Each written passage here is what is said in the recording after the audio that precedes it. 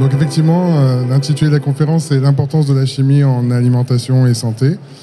Donc pour démarrer, en fait, petite mise en perspective, quand on s'intéresse un petit peu à notre quotidien, on a par exemple une habitation dans laquelle on utilise des matériaux de construction ou éventuellement de la peinture. Eh bien, il y a une autre conférence en parallèle d'ailleurs. La peinture, c'est de la formulation. Si je fais un petit focus maintenant, on va dans notre cuisine. Donc dans notre cuisine, on y prépare des aliments, on fait la cuisson d'aliments. Et bien, quand on cuit en fait des aliments, par exemple au four, eh bien, on met en œuvre un certain nombre de réactions qui du coup vont amener à la cuisson de ces aliments. Il faut ensuite faire notre vaisselle, nettoyer, etc. On va avoir des détergents. C'est encore une autre facette de la chimie, de notre quotidien. Donc on va utiliser des molécules chimiques qui vont avoir cette capacité à nettoyer, mettre en peinture, isoler notre maison, etc. Moi, je vais aller dans notre frigo, parce que dans notre frigo, on a plein de choses. Et par exemple, dans notre frigo, on a des boissons. Donc on a du lait, on a ses dérivés, du lait, des yaourts, du fromage éventuellement, du beurre. Mais on a aussi ce qu'on appelle des substituts du lait, donc des boissons végétales. Et l'idée, c'est un petit peu pour cette conférence, d'expliquer le process qu'il peut y avoir pour passer du lait au beurre ou au yaourt. Et en fait, quel travail a été fait par des ingénieurs recherche et développement pour formuler en fait ces substituts qu'on appelle boissons végétales. Donc pour ça, on va partir du lait. Qu'est-ce que le lait ? Le lait, en fait, est constitué à 87% d'eau. Donc l'eau, c'est la molécule H2O, qui constitue du coup majoritairement le lait, et qui va avoir cette capacité à dissoudre un certain nombre d'éléments. Donc, on va avoir des sels minéraux. On sait que le lait est une source de calcium importante, mais on va aussi trouver du sodium, du potassium, etc. On a aussi des vitamines. Vous avez ici les structures des vitamines. Donc les vitamines ici sont des molécules majoritairement carbonées. Mais ces molécules sont polaires et la molécule d'eau a tout à fait capacité à les dissoudre puisque du coup il y a des interactions favorables entre la molécule d'eau et du coup ces structures ici. Donc on a des motifs polaires, des groupements azotés ou des groupements oxygénés. En opposition, toujours dans la même chose, dans le lait il y a un certain nombre de sucres. Celui que vous connaissez peut-être tous, c'est le lactose, puisqu'on sait que certaines personnes souffrent d'intolérance au lactose. Donc le lactose, en fait, fait partie de la famille des composés chimiques que l'on appelle les sucres. On en trouve un certain nombre. Donc ces sucres, ou ces glucides, c'est le même nom, c'est un synonyme, en fait, ont diverses structures, sont plutôt, on va dire, en motifs unitaires, comme le glucose. On peut avoir des motifs que l'on appelle dimères, le lactose, ou alors des choses un petit peu plus complexes, comme l'amylose. Ces sucres sont également solubilisés dans l'eau, puisque pour la même raison que précédemment, on a un certain nombre de fonctions ici oxygénées qui vont rentrer en interaction avec la molécule d'eau et donc permettre leur solubilisation. Et du coup, de façon complètement opposée, le lait, on sait aussi qu'il y a une fraction corps gras dedans. On sait qu'on peut extraire de la matière grasse du lait, notamment pour fabriquer le beurre. Ce sont les molécules qui font partie de la famille des lipides. Donc dans le lait, on a entre 3 et 4% de lipides.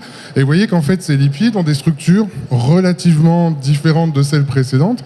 C'est-à-dire que ça va être des molécules globalement très riches en atomes de carbone, avec très peu de fonctions oxygénées, azotées, comme on a pu voir précédemment, et qui du coup ont très peu d'interaction avec la molécule d'eau, et donc vont plutôt être dispersés dans le lait parce qu'on a des corps gras qui sont plutôt en fait hydrophobes. D'ailleurs, à la maison, on le sait souvent, quand on veut nettoyer un plat qui est relativement... vous voulez nettoyer un plat à la maison où il y a eu beaucoup de gras dedans, si vous ne mettez que de l'eau, et notamment de l'eau froide, ça ne va pas être très efficace. Et pourquoi ça ne va pas être efficace ? Parce que l'eau et le gras ne s'aiment pas du tout, il n'y a pas d'interaction favorable.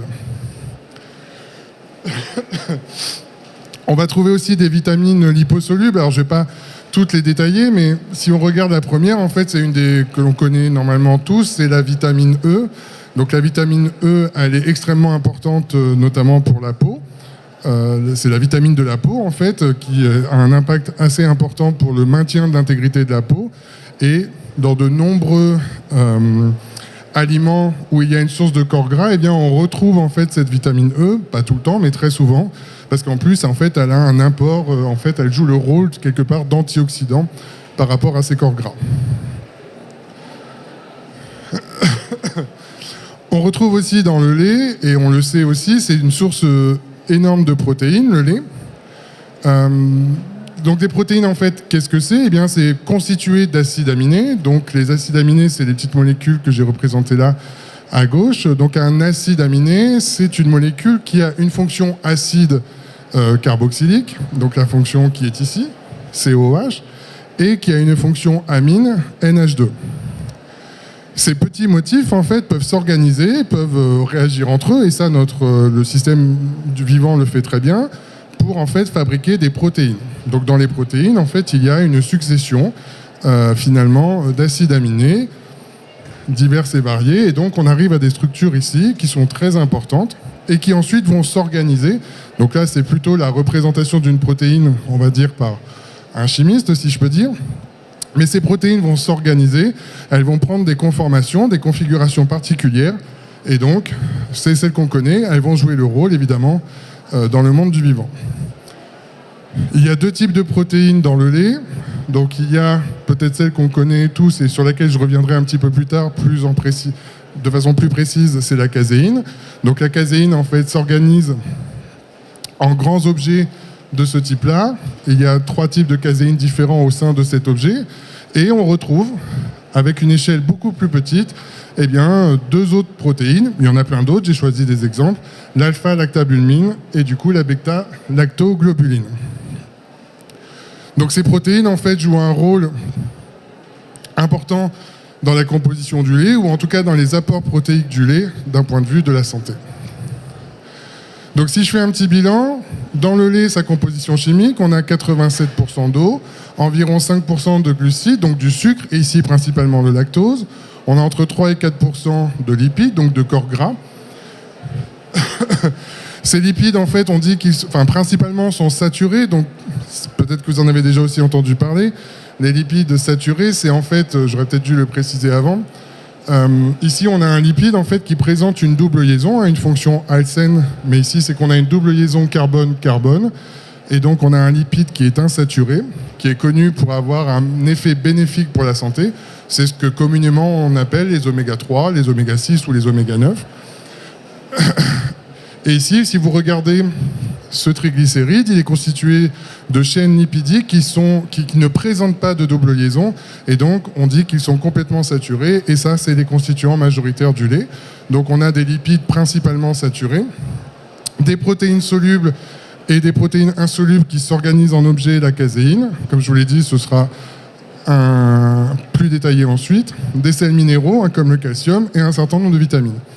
Alors, un premier rôle de la chimie, finalement, c'est que cette composition du lait, eh bien, on la connaît parce qu'un certain nombre d'analyses chimiques ont été réalisées. On peut faire le dosage du lactose. Donc, de façon précise, le dosage du lactose sera fait par chromatoliquide.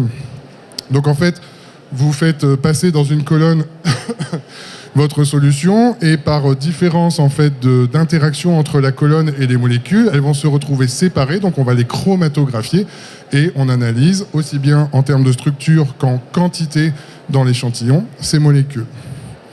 Donc ça, c'est pour ce qu'on peut faire au laboratoire, mais ce qui peut aussi intéresser par exemple les producteurs de lait, c'est d'avoir une analyse en routine pour déterminer ce taux de lactose. Et donc là, sur de la routine, eh bien, ils vont utiliser tout simplement de la spectrométrie infrarouge.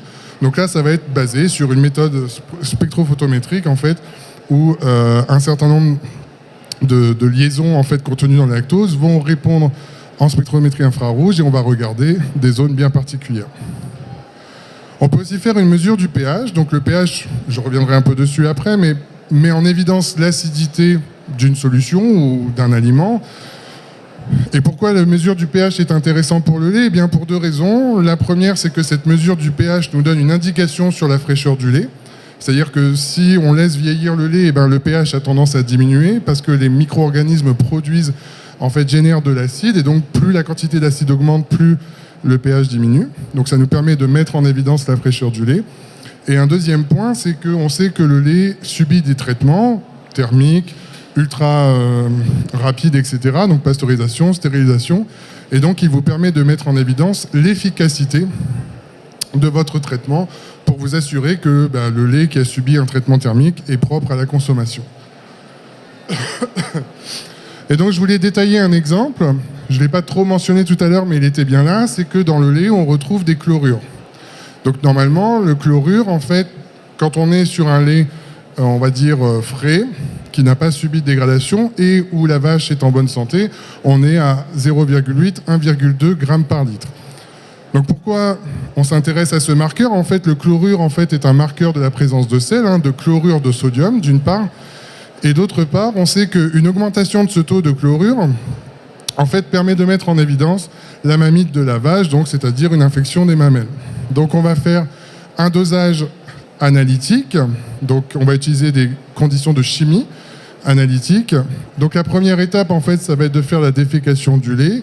Pourquoi? Parce qu'en fait, dans le lait, vous avez vu, c'est un mélange complexe et il y a certaines molécules qui peuvent venir fausser le dosage, qui peuvent venir fausser notre étude. Donc, on commence à ajouter de l'acide nitrique, par exemple, ou un composé à base de zinc qui va nous permettre d'enlever toutes les protéines de notre échantillon et faire un dosage plus précis. Une fois ces protéines retirées du milieu, eh bien, on va faire un dosage. Peut-être qu'un certain nombre d'entre vous ont déjà utilisé cette technique. Donc on met notre échantillon ici dans le bécher. C'est lui dont on va chercher à déterminer la quantité de chlorure.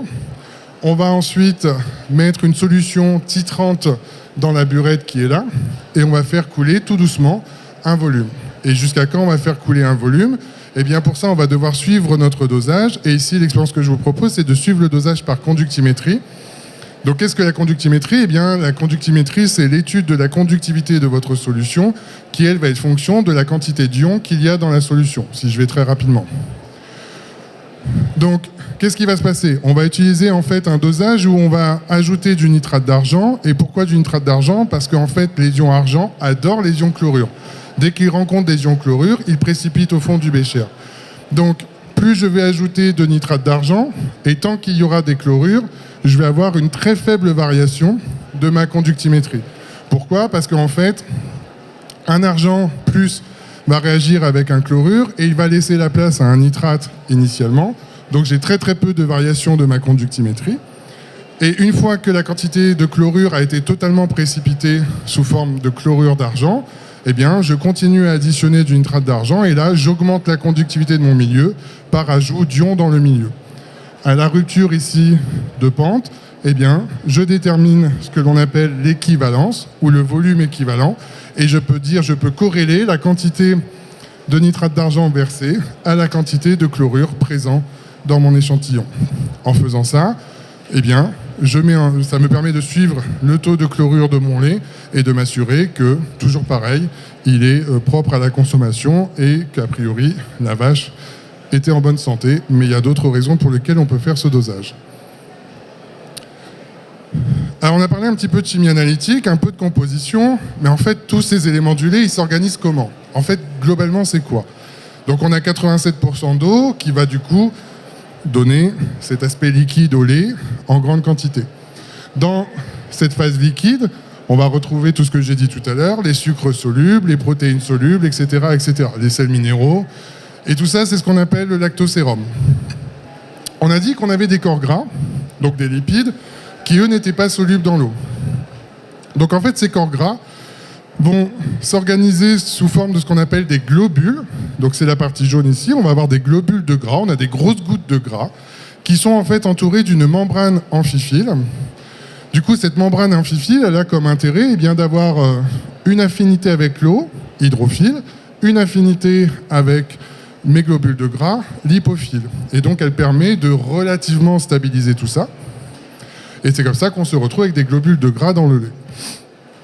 Et la dernière partie, c'est toutes les protéines. Donc, je vous ai dit, il y a une partie protéines solubles, les petites protéines, alpha, lactoglobuline, etc. Et on a nos fameux objets de caséine. Donc, ces objets de caséine, en fait, c'est ce qu'on appelle des micelles de caséine. C'est dans ces micelles que les protéines de caséine s'organisent autour d'ion calcium. Et du coup, c'est exactement pour cette raison que le lait que l'on consomme, en fait, il est non seulement opaque, et en plus il est blanc. En fait, c'est à cause de ces objets en suspension ou en émulsion dans la phase continue qui est l'eau, et le calcium, en tout cas la charge de calcium, permet d'expliquer la couleur blanche du lait. Donc ces globules de gras, si je rentre un tout petit peu maintenant dans le détail, on fait un petit focus. Donc on a vu tout à l'heure, le cœur de ces globules de gras, c'est des triglycérides, c'est les corps gras que je vous ai présentés. Et en surface, on a une tricouche lipidique. Donc vous en avez un exemple ici. Alors je ne vais pas forcément tout détailler, mais globalement, en fait, c'est cette tricouche lipidique. Elle est constituée de cholestérol, de sphingomyéline, de phospholipides.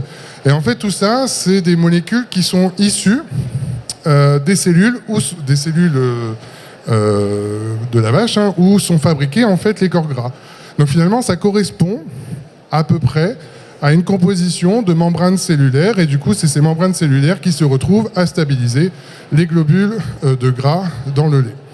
Donc, on a une partie hydrophile en surface, une partie lipophile à l'intérieur du globule, et tout ça permet de globalement le stabiliser. Alors, le stabiliser, tant qu'on n'embête pas trop notre lait, puisque initialement, si je regarde les globules, donc on a une phase continue qui est de l'eau, on a des globules de gras, donc on dit que c'est une émulsion huile dans eau. Mais ce lait, en fait, si on apporte de l'énergie, si on le centrifuge, ou voilà, on apporte une énergie mécanique, eh bien, même si c'est stabilisé, on va apporter assez d'énergie pour faire démixer le système, c'est-à-dire que les globules de gras vont remonter en surface, on va avoir la phase aqueuse en dessous, la phase eau. Et donc, on va se retrouver avec de la crème en partie supérieure et le lait écrémé en partie inférieure. Donc ça, c'est le process de fabrication du lait écrémé. Et cette crème, en fait, si on continue, qu'on fait ce qu'on appelle le barattage de la crème, eh bien, vous arrivez tout simplement au beurre. Et là, si on regarde plus finement la structure du beurre, c'est toujours une émulsion. Mais en fait, cette émulsion, elle est inverse. C'est-à-dire qu'on a une émulsion où la phase continue sera les corps gras, qui sont représentés en jaune ici. Globalement, du beurre, on est à 80-82% de phase grasse en moyenne. Et vous avez à l'intérieur des gouttes d'eau. Donc ici, on a inversé la structure de l'émulsion. On a du coup une émulsion eau dans l'huile. Ce qui est intéressant, si on a une intolérance au lactose, en fait, on n'est pas trop embêté par la consommation de beurre. Et la raison est la suivante, c'est pas qu'il n'y a pas de lactose dans le beurre, mais il y en a une très très faible concentration, en tout cas comparé au lait. Pourquoi ? Parce qu'on a dit tout à l'heure que le lactose était plutôt soluble dans la phase aqueuse.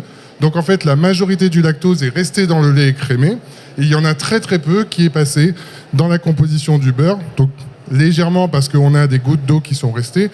Mais en tout cas, la concentration en lactose est très très faible. Et en général, les personnes intolérantes au lactose sont beaucoup moins embêtées lorsqu'il y a consommation de beurre. Alors je vous en parle depuis tout à l'heure, on y vient. Mais il fallait y arriver tout doucement. En fait, nos fameuses caséines. Donc ces caséines, en fait, elles s'organisent en micelles. Alors, c'est des micelles un petit peu plus compliquées. Donc en fait, une micelle, c'est un objet qui va être en émulsion ou en suspension dans une phase continue. En général, on a l'intérieur de la cavité qui est soit hydrophile, soit hydrophobe. Et l'extérieur de la cavité, du coup, sera exactement inverse. C'est-à-dire que si on a un intérieur de cavité lipophile, donc hydrophobe, l'extérieur sera probablement hydrophile. Donc on a d'abord une première submicelle qui du coup va correspondre à un certain nombre de protéines. Donc il y a l'alpha-caséine, la bêta-caséine et la kappa-caséine. Donc on va surtout s'intéresser à la kappa-caséine pour la suite de l'exposé. Et ensuite c'est sous-micelles. Donc vous avez le même exemple ici. Ces sous-micelles, en fait, grâce aux ions calcium, puisque dans le lait il y a beaucoup de phosphate de calcium, vont venir s'organiser en micelles. Donc vous voyez qu'ici on est passé d'une submicelle d'environ, d'une sous-micelle de 10 nanomètres, ici on passe à des objets qui vont de 20 à 300 nanomètres. Donc c'est beaucoup plus conséquent en termes de taille. Et en fait, les calciums, qui sont ici en bleu, vont venir faire des ponts entre chaque micelle. Alors pourquoi les calciums sont là ? Eh bien, je vous ai parlé tout à l'heure d'acide aminé. Un acide aminé, du coup, il y a des fonctions amines et des fonctions acides, c'est OOH. C'est ce qu'on appelle des acides carboxyliques. Sauf qu'un acide carboxylique, sous sa forme en milieu basique, c'est-à-dire en pH relativement élevé, il n'est pas sous la forme COOH, il est sous la forme COO-. Donc il est sous la forme carboxylate, et ce carboxylate en fait a la capacité à venir rentrer en interaction avec un ion calcium, et l'ion calcium c'est Ca2+. Donc il va y avoir des interactions entre les carboxylates de mes caséines ou de mes protéines de façon générale et ces ions calcium, et c'est comme ça qu'on va créer un objet qui est relativement stable dans le lait. Mais on va venir le contrarier en fait. On va venir contrarier cette stabilité. Et là, je vais essayer de vous expliquer en fait comment on produit du yaourt en fait à partir du lait. Donc la production de yaourt peut se faire par fermentation lactique. Donc le yaourt a une définition. C'est inscrit c'est réglementé, je veux dire. Donc on ne peut appeler un yaourt que s'il y a eu fermentation provoquée par des micro-organismes. Je vous ai mis les noms des micro-organismes ici. Donc le premier, c'est Streptococcus thermophilus, et le second, Lactobacillus debrucki, sous-espèce Bulgaricus. Donc si dans le lait, vous mettez finalement ces deux bactéries, ces deux ferments lactiques, eh bien, vous allez transformer votre lait en yaourt. Comment ça fonctionne ? Donc on a notre lactose, parce que c'est aussi une des raisons pour lesquelles on peut peut-être consommer plus facilement du yaourt ou en tout cas du fromage par rapport à du lait quand on est toujours intolérant au lactose. C'est parce qu'en fait, ce qui va intervenir dans la fabrication du yaourt, c'est le lactose. Ce lactose va subir une glycolyse. Donc on va venir finalement couper ce dimère en une molécule de galactose et une molécule de glucose, qui sont deux sucres, deux glucides.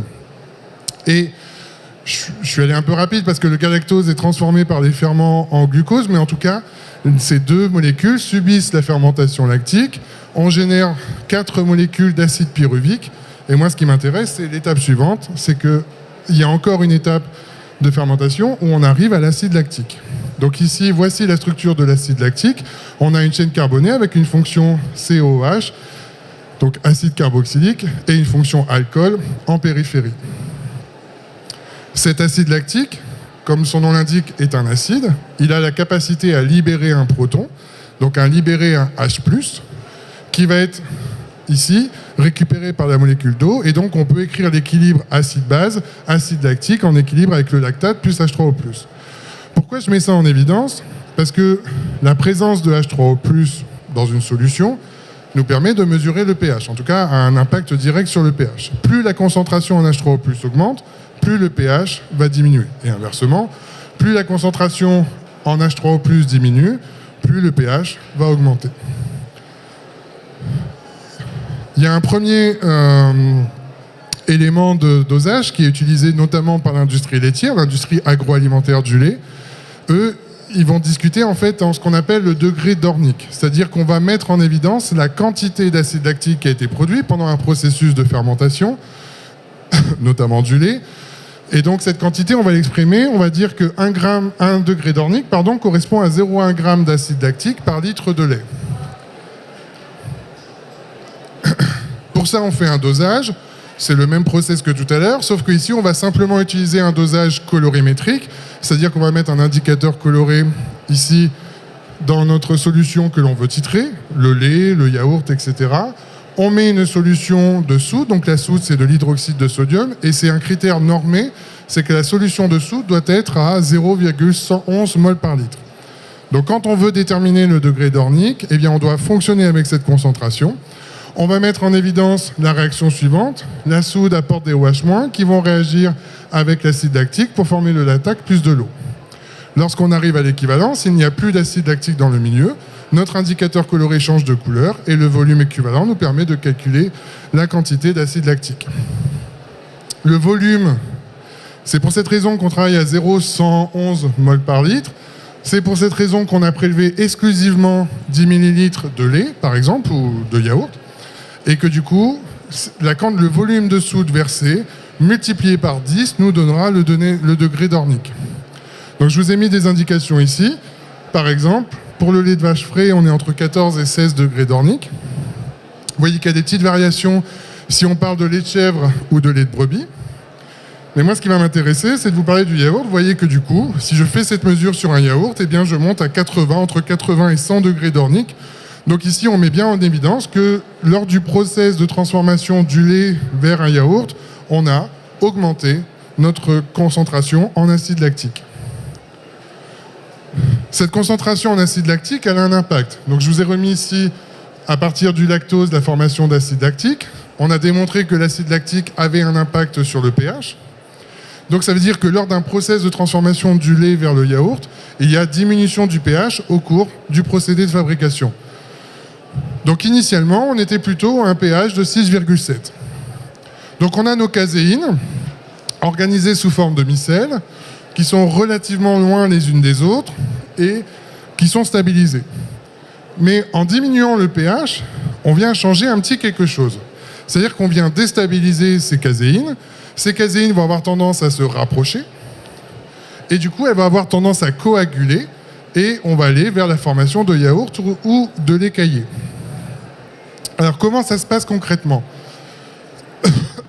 Pardon. Donc, initialement, au pH naturel du lait, on a plutôt des micelles stables. On augmente petit à petit le pH. Donc, vous voyez qu'ici, de haut en bas, eh bien, il y a diminution du pH, c'est-à-dire on va augmenter la concentration en acide lactique. On va commencer par avoir observé un rapprochement des micelles. Donc, initialement, elles étaient éloignées. On a un rapprochement de ces micelles, petit à petit. Et il y a un moment, on va atteindre le point isoélectrique. Alors, qu'est-ce que le point isoélectrique? Alors ici, je vais parler du point isoélectrique d'une protéine. Donc, en fait, les protéines ont des charges positives ou négatives. Si vous êtes à pH au-delà, enfin, plus haut que le point isoélectrique, vous êtes globalement sous forme carboxylate. C'était ces fameux carboxylates qui étaient capables de complexer les calciums et du coup de former des objets qu'on appelle les micelles de caséine. Donc, on était plutôt là. Et ensuite, on arrive au point isoélectrique, c'est-à-dire que c'est le moment où la quantité de charge positive est égale à la quantité de charge positive. Donc là, ça veut dire qu'on a commencé à transformer ces carboxylates, CO- en COOH. Quand ils passent sous la forme de COH, ils n'ont plus la capacité d'être en interaction avec les ions calcium. Donc on commence à déstabiliser les micelles, premièrement. Et si on continue, c'est-à-dire si on continue à baisser le pH, eh bien on va être quasiment exclusivement sous forme positive. On n'aura plus aucun carboxylate en surface des caséines. Donc non seulement on ne va plus complexer le calcium, donc il va y avoir solubilisation totale du calcium dans la phase aqueuse, il va y avoir déformation de ces micelles de caséine, et par un effet d'interaction, elles vont tous se rapprocher, et on va former du coup un gel de caséine qui est responsable du coup de la gélification de votre lait en yaourt et ou alors coagulation. Ce phénomène est irréversible, donc on ne peut pas revenir en arrière. Donc, si je fais de l'acidification lente, par la fermentation, le process que je viens de vous expliquer, on va délivrer tout doucement de l'acide lactique dans notre lait, qui va tout doucement faire diminuer le pH. Le système va être désorganisé parce qu'on va casser les ponts calcium, mais n'empêche que les protéines de caséine vont pouvoir s'organiser pour former un gel, un hydrogel, qui va être responsable du coup de la structure et de la texture du coup de notre yaourt. Vous pouvez faire le test à la maison. Vous prenez du lait, vous mettez du jus de citron par exemple dedans, donc vous ajoutez une grande quantité de jus de citron, eh bien vous allez tout déstabiliser mais de façon très rapide, le système n'aura pas le temps de s'organiser. Vous allez observer en fait ce qu'on appelle de la coagulation avec synérèse, c'est-à-dire que l'ensemble de l'eau qui contient les calciums, etc. va être expulsé des agrégats et vous allez former ce qui peut s'apparenter à du fromage frais. C'est comme ça que vous pouvez faire un fromage frais type tartare, par exemple, à la maison.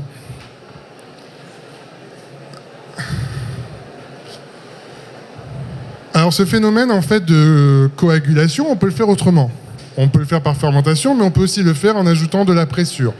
Donc, de la pressure, c'est un extrait de la caillette du veau. Et dans cette pressure, il y a quoi? Il y a une enzyme. Donc, c'est encore une molécule, une biomolécule, qui a la capacité, en fait, de créer des liaisons, ou ici, dans ce qui va nous intéresser, plutôt venir couper des liaisons. En fait, elle va venir, cette chymosine, donc qui est l'enzyme contenue dans la pressure, elle va venir, en fait, réagir sur la caséine kappa, et elle va couper la caséine kappa en deux molécules. Une paracaséine kappa Et l'autre bout, on va l'appeler la caséino-glycomacropeptide. Je ne vais pas rentrer dans le détail, mais le fait de venir casser cette caséine kappa, qui est en surface des micelles de caséine, va avoir globalement le même effet que celui que j'ai présenté tout à l'heure, c'est-à-dire qu'on va modifier les charges en surface des micelles. Donc, on va commencer à avoir une baisse des répulsions électrostatiques, l'agrégation des micelles, la coagulation. Et si vous laissez affiner tout ça, eh bien, vous avez un fromage. Maintenant, je vais m'intéresser au goût du yaourt, au goût du fromage et un peu des arômes. Donc le lactose, c'est ce qui est responsable du goût sucré qu'on peut retrouver dans le yaourt, même si c'est relativement modéré, mais le lactose, en fait, est un sucre, il a un goût sucré. Et il est contrebalancé, évidemment, par la présence d'acide lactique, qui, elle, est responsable du goût acide. Donc, des acides carboxyliques qui ont conduit à cette formation du yaourt et à déstabiliser les caséines sont aussi responsables du goût acide qu'on peut ressentir lorsque l'on consomme un yaourt. Et puis on a d'autres molécules volatiles. Donc une molécule volatile, on peut dire que c'est un arôme qui sont produits en petite quantité lors de ce processus fermentaire. Et donc, j'ai trouvé que l'éthanal était produit. C'est lui qui est responsable du goût particulier du yaourt. Si vous consommez de la glace au yaourt, il y a un goût particulier, ça fait équivalence à ça. On a cette molécule qui va être responsable de l'odeur de fromage. Cette molécule acétoïne va être responsable de l'odeur ou du goût du beurre qu'on peut retrouver dans le yaourt. Et on va avoir un petit peu d'acétate d'éthyle qui va pas apporter grand-chose niveau goût, mais en tout cas qui est présente lors du processus de fermentation. Si vous laissez un petit peu plus longtemps, l'affinage, en fait, c'est une action des micro-organismes à plus long terme. Donc on commence par faire du yaourt et on laisse affiner. Et donc la texture entre un yaourt et un fromage est complètement différente. Ça, c'est le temps d'affinage. Mais du coup, il y a de nouvelles molécules, etc., qui apparaissent et qui donc vont donner un autre goût à notre fromage si particulier. Et donc, on n'a quasiment plus de lactose qui est transformé en acide lactique par affinage. Et cet acide lactique, en fait, continue à être transformé en CO2 et en molécules d'eau. Donc, c'est des bactéries qui continuent à le consommer, qui vont beaucoup plus loin. Et on génère d'autres molécules. Alors, je ne vais peut-être pas toutes les détailler, mais je vous en ai mis quelques-unes. L'odeur de fromage est apportée par le diacétyl. Le méthional, en fait, apporte une odeur de pomme de terre bouillie, qu'on peut parfois sentir sur certains fromages. Une odeur de chou. L'odeur de champignon, c'est par exemple ce type de composé avec une cétone et une double liaison qui sont responsables de ces odeurs dans le fromage. Mais évidemment, on peut ajouter des arômes. Quand on prépare un yaourt, on peut ajouter un arôme. Et je voulais faire un tout petit focus sur, par exemple, si je vous parle d'extrait de vanille, eh bien, vous pouvez mettre de l'extrait de vanille dans vos yaourts et là, vous allez utiliser un extrait naturel. Donc, vous avez peut-être directement de gousses de vanille. Vous avez fait l'extrait des petites graines que vous mélangez à votre lait avant de démarrer le processus fermentaire. Ça va être un arôme naturel. Mais l'arôme de vanille, je peux aussi le synthétiser. Le chimiste peut travailler pour synthétiser ce qu'on appelle la vanilline. La vanilline, qui est au centre de la diapo, va presque mimer l'odeur de l'extrait naturel de vanille. La vanilline est contenue dans l'extrait naturel de vanille.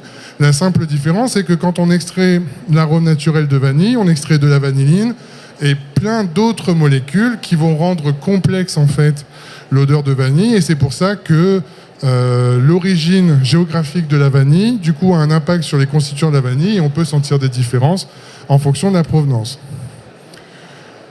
En tous les cas, le chimiste de synthèse ici a cherché à copier une molécule naturelle. Mais on peut aussi se retrouver avec des arômes artificiels. Donc là, c'est l'éthylvanilline. Là, c'est un composé qui est purement issu de la synthèse d'un chimiste qui a voulu travailler sur peut-être augmenter le caractère odorant de la molécule ou des choses comme ça. Mais en tout cas, cette éthylvanilline n'existe pas dans la nature. Donc quand sur les étiquettes, on vous met arôme naturel sous-entend que c'est un extrait naturel. Si vous trouvez arôme de vanille, c'est que c'est probablement une molécule qui a été synthétisée, mais qui copie exactement la nature. Par contre, si on vous met arôme artificiel, c'est que cette molécule n'existe pas naturellement et que du coup, on a imaginé une structure qui a ici la même odeur. Pour terminer cette présentation, je vais aller un tout petit peu plus vite. Je voulais parler de substituts végétaux. Alors, les substituts végétaux, en fait, une des idées, c'était de pouvoir... Je suis intolérant au lactose, mais je peux consommer, en fait, des boissons végétales qui sont substituts du lait. Donc, on regarde un petit peu la composition du lait. On se dit que dans le lait, donc, il y avait de l'eau et il y avait un certain nombre de protéines qu'on ne retrouve pas toujours dans les substituts végétaux. Il y avait des globules gras qui étaient stabilisés par les membranes amphiphiles.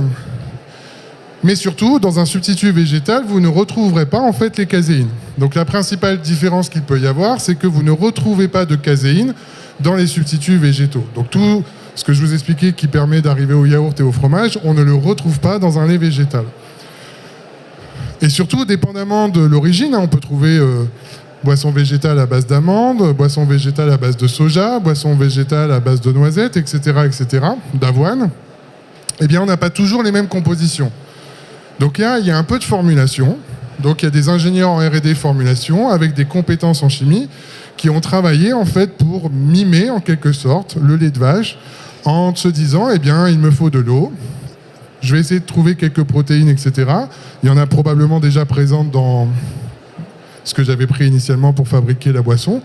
Et je vais devoir travailler pour, en tout cas, avoir des corps gras et pouvoir venir les stabiliser. Donc là, je vous ai pris quelques compositions. Donc à gauche, la composition du lait entier. Et à droite, des exemples de boissons végétales. Et donc ici, je peux faire un focus sur le boisson végétal à base d'amandes. Donc vous avez en fait sa petite carte d'identité, c'est-à-dire sa composition, et ici les ingrédients qui ont été utilisés. Alors, c'est pas très visible, je pensais qu'il y aurait un écran plus grand. Si vous regardez la composition du lait d'amande, alors évidemment on va retrouver de l'eau, de l'amande, et puis si on creuse un petit peu, il y a du phosphate tricalcique. Bien oui, parce que dans les laits végétaux, il n'y a pas toujours du calcium. Donc pour avoir les mêmes apports, parfois en termes d'apport calcium, eh bien on vient rajouter du calcium dedans, qu'il va falloir aussi stabiliser ou solubiliser. Et puis on va rajouter des stabilisants, des émulsifiants, notamment de la lécithine, et puis des vitamines. Pourquoi est-ce qu'on va mettre un émulsifiant ? Parce qu'il n'y en avait pas initialement, parce qu'on a mis des corps gras. Donc là, le formulateur prend de l'eau, il rajoute des corps gras, de l'huile de colza, de l'huile d'arachide, des choses comme ça. Sauf que l'eau et le gras ne s'aiment pas, comme on a vu tout à l'heure. Donc on va rajouter dans la composition un émulsifiant qui va jouer le rôle en fait des membranes cellulaires que j'ai présenté tout à l'heure, qui va venir stabiliser ces globules de gras pour fabriquer une boisson végétale. Donc je vous ai mis quelques compositions. J'ai comparé ici protéines, lipides, glucides, fibres et calcium. Donc en fait, quand il y a du calcium, c'est qu'il a été rajouté lors du recettage de ce boisson végétale. Parfois, on va trouver des fibres. Il y en a un petit peu dans le lait de vache, mais normalement, dans les boissons végétales, vous allez en trouver plus. Donc les fibres, d'un point de vue de la santé, peuvent avoir un bénéfice. On va retrouver des lipides. Souvent, ces lipides sont apportés par d'autres corps gras. Et il y a un petit intérêt d'être apportés par d'autres corps gras, c'est qu'on va avoir une quantité de lipides saturés bien plus faible dans les laits végétaux, dans les boissons végétales, que dans le lait animal. Parce qu'en fait, on va utiliser par exemple de l'huile de tournesol qui a des acides gras insaturés, oméga 3, oméga 6, meilleurs pour la santé. Donc en fait, on va avoir peut-être un apport en lipides et en fibres un peu plus intéressant, mais par contre, il n'y a pas toujours du calcium qui, d'un point de vue de la santé, sont aussi intéressants. Le gros intérêt, c'est que vous ne retrouvez pas de lactose qui, du coup, peut poser problème pour les personnes intolérantes. Et pour avancer, si vous voulez fabriquer un yaourt végétal à partir de lait végétal, eh bien, le procédé de fermentation ne fonctionnera pas parce qu'il n'y a pas les caséines, il n'y a pas de lactose, donc on ne peut pas mettre en place ce procédé. Et donc, on va jouer sur autre chose, c'est-à-dire qu'on va mettre ce qu'on appelle des gélifiants. Je vous ai mis un exemple ici qui est la gomme xanthane, donc un gélifiant qui est utilisé dans beaucoup de préparations alimentaires, mais aussi en cosmétique, par exemple, en formulation cosmétique. Donc en général, ce sont des polysaccharides, donc c'est des glucides complexes, souvent naturels, qui ont des propriétés gélifiantes, épaississantes, stabilisantes.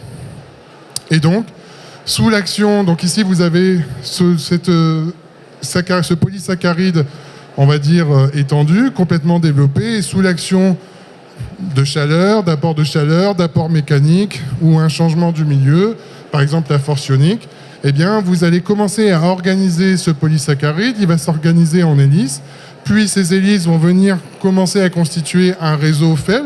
En fait, on va mimer le processus de gélification qu'on a fait tout à l'heure avec la caséine, mais on va le faire avec un gélifiant qui va augmenter considérablement la viscosité de ma boisson végétale vers un yaourt. Et là, à nouveau, c'est un travail de l'ingénieur recherche et développement.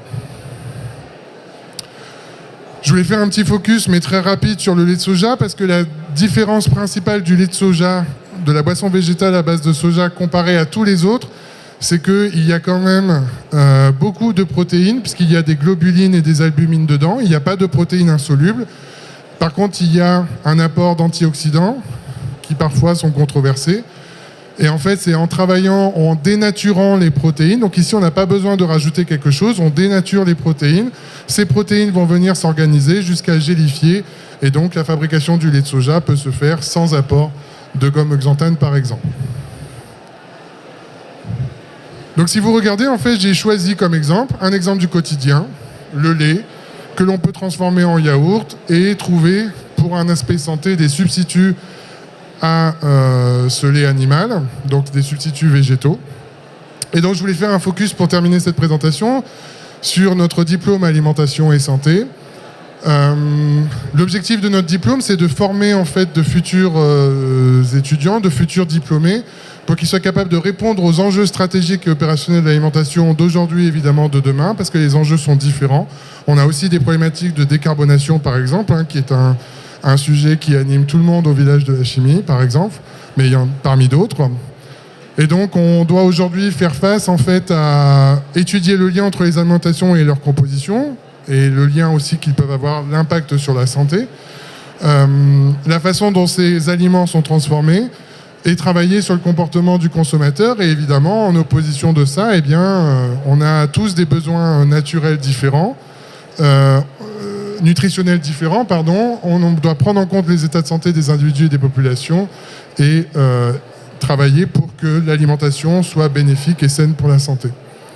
Donc on a différents métiers, on propose différents parcours métiers. Je vais rapidement, en fait, si vous regardez, eh bien, j'ai parlé de formulation pour les substituts végétaux. Et ça, on forme, en fait, nos futurs étudiants à un parcours métier en recherche en alimentation et santé, ou encore à la création de nouveaux produits alimentaires. J'ai parlé de dosage, de suivi, etc.